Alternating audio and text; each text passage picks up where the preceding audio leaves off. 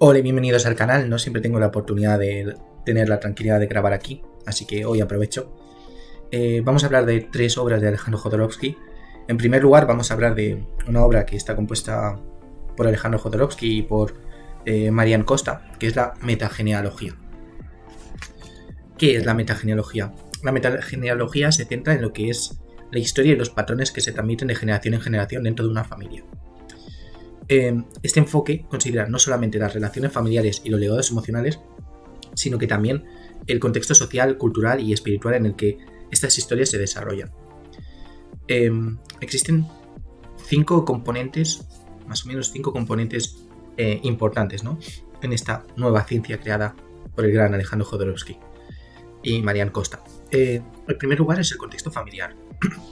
La metagenealogía examina lo que son las dinámicas familiares, incluyendo las relaciones entre los miembros, los conflictos o, por ejemplo, las lealtades familiares, ¿no?, así como, por ejemplo, los patrones que se repiten a lo largo de diferentes generaciones.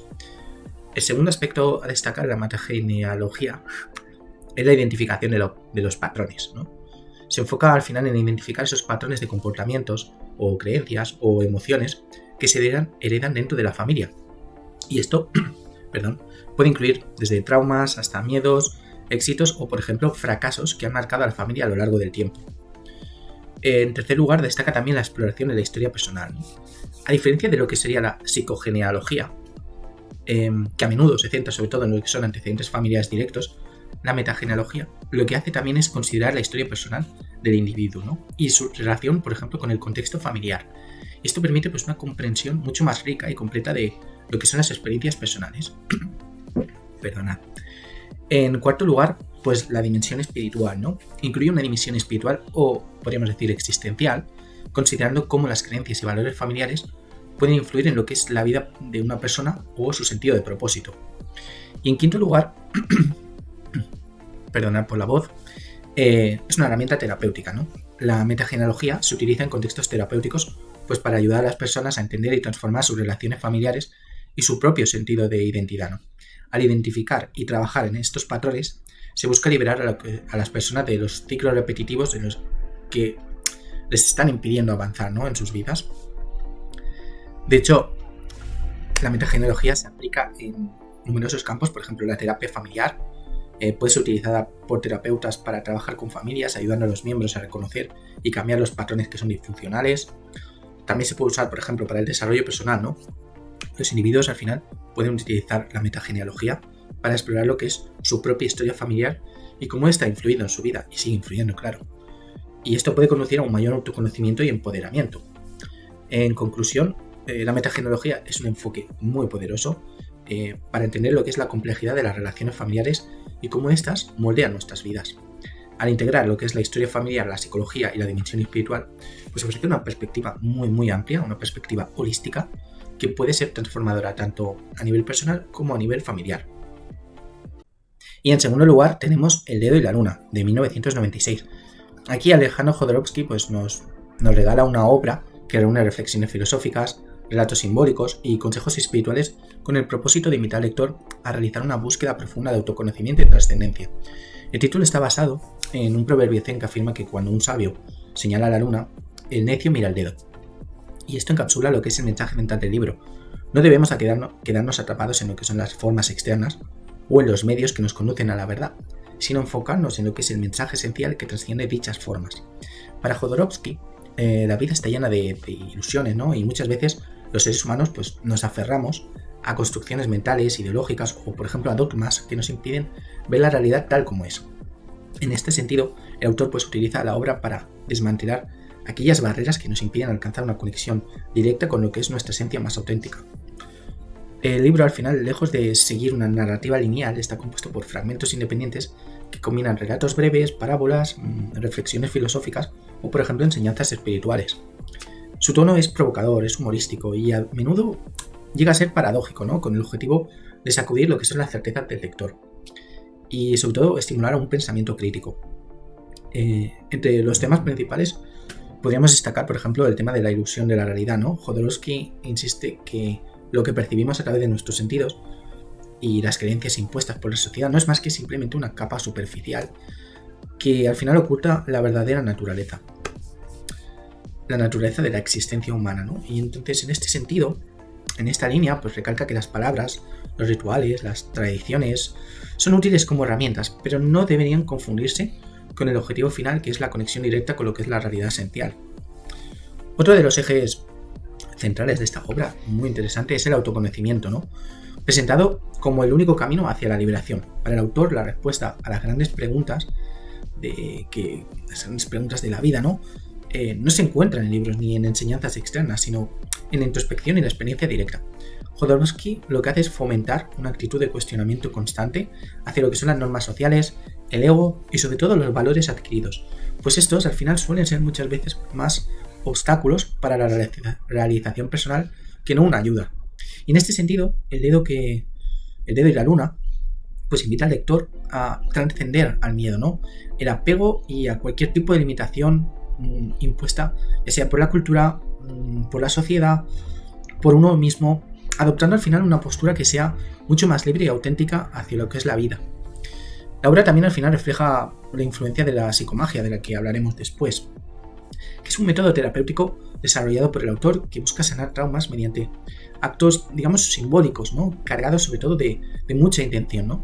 Y en el libro, esta perspectiva se traduce en un enfoque práctico hacia la espiritualidad, donde el crecimiento personal no es un concepto abstracto, sino que es una práctica activa que requiere acción constante. Jodorowsky es fiel a su estilo, aborda estos temas con un lenguaje que oscila entre lo poético, lo provocador y lo profundamente humano, ¿no? Buscando sobre todo inspirar como a la vez desafiar, ¿no? Las convenciones que tenga el lector, ¿no? Y en definitiva, el dedo y la luna al final es un llamado a mirar mucho más allá de lo que es evidente, a cuestionar las apariencias y a buscar el significado profundo de lo que es la existencia mediante una conexión sincera con uno mismo y con el universo. Pues bien, ahora pasamos a hablar de psicomagia, una terapia pánica. Es una obra del año 95 que introduce y desarrolla el concepto de la psicomagia, un método terapéutico único que combina elementos de psicoanálisis, de teatro, de arte y el simbolismo, ¿no? Todo esto con la intención de sanar traumas emocionales y psicológicos mediante actos simbólicos. Para Jodorowsky, la psicomagia es una herramienta capaz de desbloquear el inconsciente, al cual describe como un lenguaje más receptivo a los símbolos y a las metáforas que, por ejemplo, a la lógica racional, ¿no? Y en este sentido, el autor pues, nos propone que los problemas emocionales, las neurosis y los bloqueos personales no pueden resolverse únicamente mediante la razón o el diálogo, sino que requieren la intervención directa del plano simbólico, apelando a la imaginación y al impacto emocional. El libro pues presenta lo que son los fundamentos de la psicomagia, ¿no? A través de explicaciones teóricas, relatos de casos prácticos o, por ejemplo, reflexiones personales del autor. Jodorowsky explica que cada acto psicomágico debe ser diseñado de manera personalizada, teniendo en cuenta la historia de vida del paciente, ¿no? Y las creencias y las emociones, ¿no? Digámosle consultante, porque quizá paciente no es la forma más correcta, ¿no? Entonces, teniendo en cuenta estos aspectos, ¿no? La historia de vida, las creencias y las emociones del consultante. Al final, estos actos suelen ser a veces extravagantes, a la par que simbólicos, ¿no? Combinando elementos inesperados para sacudir al consultante y permitirle confrontar pues, sus miedos, sus apegos, sus traumas. Por ejemplo, un acto psicomágico para alguien con una relación conflictiva con su madre, pues podría incluir la realización de un ritual traumatizante, ¿no? Con la reconciliación simbólica con la figura materna, ¿no? Según Jodorowsky, este tipo de intervenciones al final tienen el poder de liberar bloques emocionales y sobre todo permitir que el consultante avance hacia una vida más plena y auténtica. Perdón. Entre los temas clave que aborda la psicomagia, la relación entre el cuerpo y la mente es un tema básico, ¿no? Ya que el autor considera que los conflictos psicológicos a menudo se manifiestan físicamente. La psicomagia, por tanto, no solamente buscará sanar lo que es la mente, sino también liberar al cuerpo de esas tensiones acumuladas, ¿no? Además, Jodorowsky destaca la importancia de comprender las dinámicas familiares, argumentando que muchos traumas tienen origen en patrones heredados de nuestros ancestros, lo que él denomina como psicogenealogía.